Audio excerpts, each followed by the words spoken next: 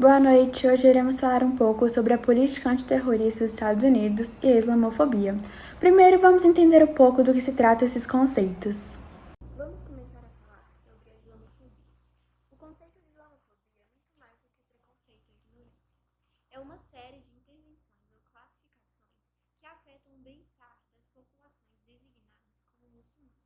Essa definição aponta para a dimensão política e não só religiosa, cultural e emocional, assim como a discriminação que podem sofrer como muçulmanos, e não como indivíduos que podem sofrer discriminação étnico-racial, enquanto árabes, imigrantes ou A islamofobia é bastante presente nos Estados Unidos. Os estadunidenses vivem dias de histeria, medo ao estrangeiro e pânico de que os vindos de fora podem trazer terror para dentro de suas fronteiras. Diante da situação, foram criadas políticas antiterroristas, especificamente após o atentado de 11 de setembro ordenado por Osama Bin Laden, membro do mais conhecido grupo terrorista Al-Qaeda. Para entender melhor sobre o assunto, vamos chamar a nossa repórter Yasmin Zago, que se encontra em Washington nesse momento.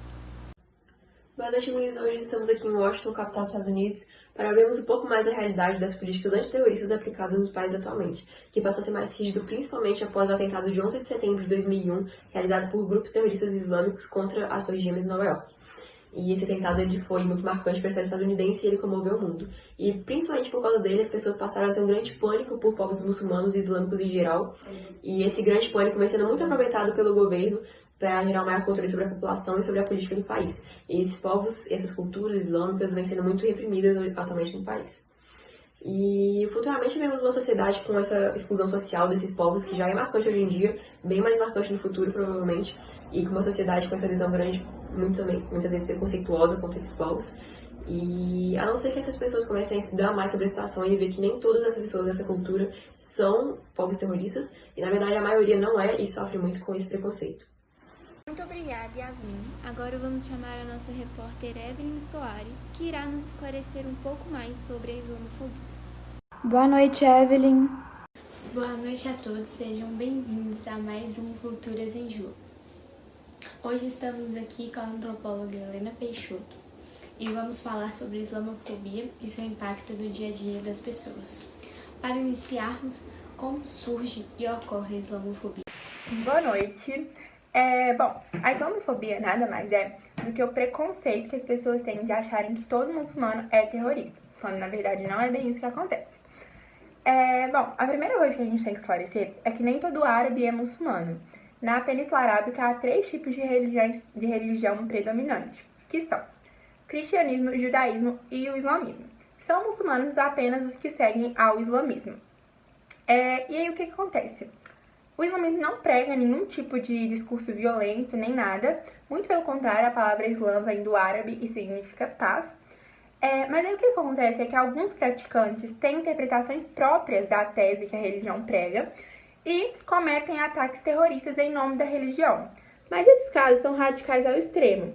Então, o que não dá, que é quando acontece a islamofobia, é as pessoas pegarem esses exemplos específicos e projetarem sobre eles uma imagem da religião como um todo.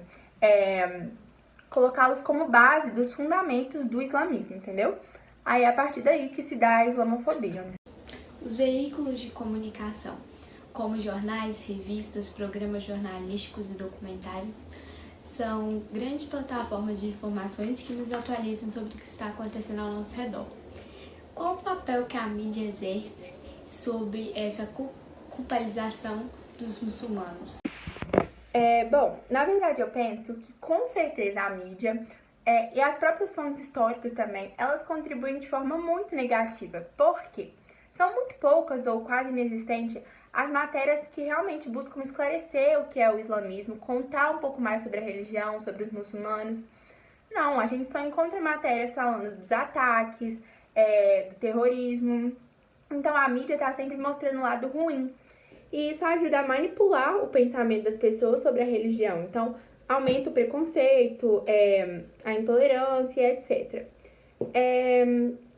Por exemplo, uma coisa que frequentemente acontece é que se um homem assassina uma mulher, por exemplo, ou comete qualquer tipo de crime, a religião dele não vai ser citada, provavelmente, porque é irrelevante, não faz diferença.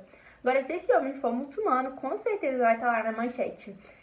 Muçulmano assassina mulher na rua, tal, entendeu? Então, a mídia é muito maliciosa em questão a isso. Agora eu vou trazer aqui para vocês um caso que gerou grande repercussão, que foi o de Samuel Paty, professor de 47 anos, que foi assassinado na sexta-feira, dia 16 de outubro de 2020, em plena luz do dia, do lado de fora da escola, quando ele trabalhava, no subúrbio de classe média em Paris. Ele foi assassinado por um jovem de 18 anos, de origem chechena. A polícia matou esse agressor a tiros, e o jovem queria se vingar de Samuel pelo fato dele ter usado uma imagem que se referia a Maomé em uma aula sobre liberdade de expressão.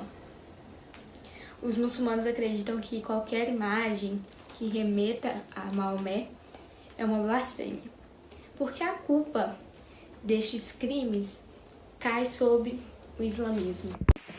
Na verdade, é evidente que existe um certo discurso de ódio em relação aos praticantes dessa religião e vai aumentando o preconceito, a intolerância e levam a ser tomadas atitudes como essa, né? Que é posicionar a religião, né, o islamismo, como único e exclusivo culpado de crimes como esse, quando na verdade a culpa foi só da pessoa. Crimes desse tipo, como o que eu acabei de citar sobre Samuel Paty, podem ser associados à religião? Não dá pra falar que não, na verdade, né? Porque não é preciso nenhuma interpretação a fundo pra ver que, de fato, o crime foi impulsionado pela religião. Mas, na verdade, o que acontece ali é que há um excesso de religiosidade, né? Como eu já falei, a pessoa que cometeu esse crime, ela era muito radical em relação à religião, provavelmente devia ter transtornos mentais. Então, assim, a culpa foi muito mais dela e de como ela agiu em relação ao que aconteceu do que da religião.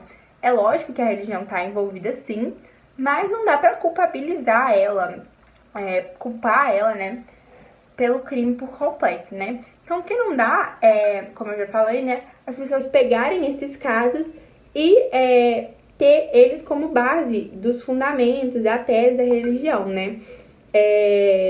Não dá para projetar sobre esses casos específicos a religião como um todo e achar que todos os praticantes agem dessa forma, que é a minoria. Agora, nos países árabes e islâmicos estão ocorrendo movimentos de boicotes. Qual a sua opinião sobre esse assunto? Eu acho que movimentos de boicote são de extrema importância em todo tipo de situação, principalmente quando se trata de violência, né, ainda mais ligada à religião. E, felizmente, nos países árabes e islâmicos, esses movimentos já estão tendo bastante resultado. Então, eles deviam até ser praticados mais vezes em outros aspectos, né? As pessoas, elas precisam aprender a ser mais respeitosas, mais tolerantes, mais empáticas. A gente tem que sempre pensar, a gente tem que sempre tentar desejar para os outros o que a gente deseja para a gente, né? Tratar os outros como a gente gostaria de ser tratado, independente de religião, raça, origem, etc. Que o mundo vai funcionar de forma bem melhor. E agora, para encerrarmos o Cultura em Jogo de hoje, qual o impacto da islamofobia na vida das pessoas islâmicas e muçulmanas, assim como também na vida das pessoas que não estão incluídas nesse grupo? Bom, assim como qualquer tipo de preconceito, a islamofobia complica muito a vida dos muçulmanos, na área social, comercial, jurídica, etc. Por exemplo, é muito difícil, na maioria dos países, para os muçulmanos conseguirem emprego, porque, afinal, ninguém quer empregar um terrorista, né? Além de que eles são discriminados em diversas situações, os imigrantes, que não são poucos, na maioria das vezes não conseguem nenhum tipo de ajuda. E essa repugnância vai se enraizando na sociedade cada vez mais, aumentando preconceito, intolerância. Então, por isso, essas barreiras têm que começar a ser quebradas agora, porque vai só agravando a situação extremamente desagradável para a maioria dos muçulmanos que não se envolvem em nenhum tipo de terrorismo e não tem nada a ver com essa violência. Obrigada, Helena Peixoto e Evelyn Soares, pela ótima entrevista. Uma boa noite para vocês, telespectadores, e obrigada pela atenção.